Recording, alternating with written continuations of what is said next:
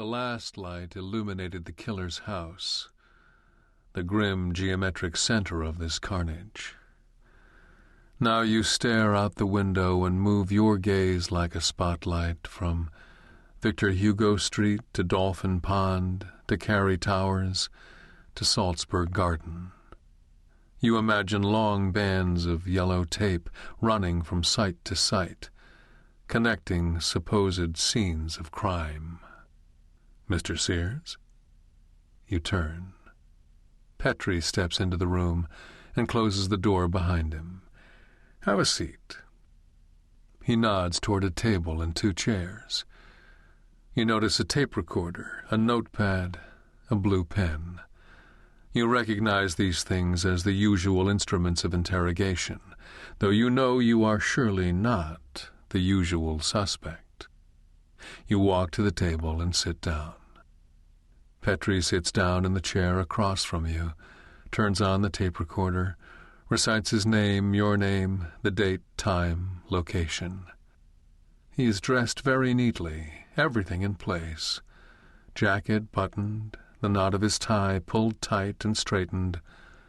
A cool professional, convinced he has heard it all, will not be jarred by what you have to tell him.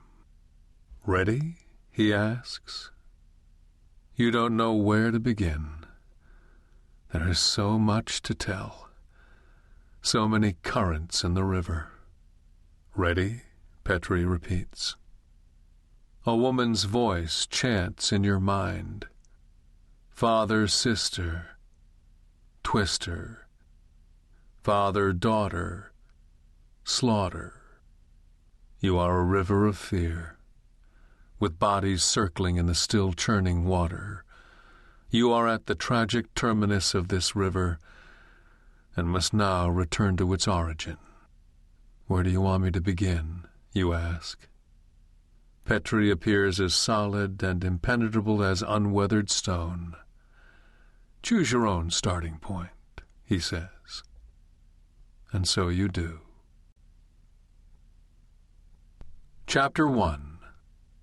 We lived on Victor Hugo Street in a rambling, dilapidated house that was the family's last remaining asset. For years the old man had strung a living together in pale bits and pieces, like popcorn on a string.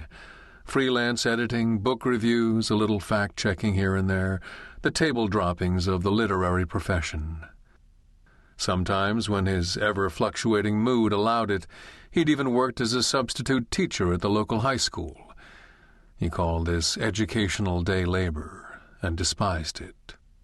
His students were beneath him, as were the lowly salaried teachers who, he said, pursued their modest pensions like scraps of Holy Writ. His contempt was bottomless, and it erupted in fits of spiraling rage. In the midst of such seizures he used the telephone like a whip. In the room where I was made to study, a tiny thing beneath its towering bookshelves, I could hear him leafing through the ever-expanding pages of the enemies list he kept in plain view on his desk, each entry made up of the enemy name and occupation, along with the old man's one-word judgment. James Elton, professor, lackey. Carolyn Bender, editor, coward. Stephen Horowitz, headmaster, charlatan, and the like. At some point he would inevitably select certain names from this roll of the damned. Then the calls would begin. I remembered a particular afternoon when I'd suddenly paused outside the door of his study, then glanced through its slightly open door. He was sitting behind his desk, screaming into the phone, "You are a fake, you hear me? You are a plagiarist."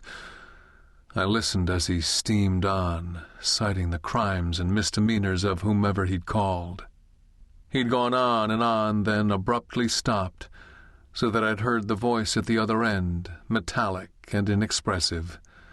The time allotted for this message had expired. Please call again to continue. It was pathetic, I thought at the time, all that mighty rage futilely expended into the insensate ear of an answering machine. King Lear had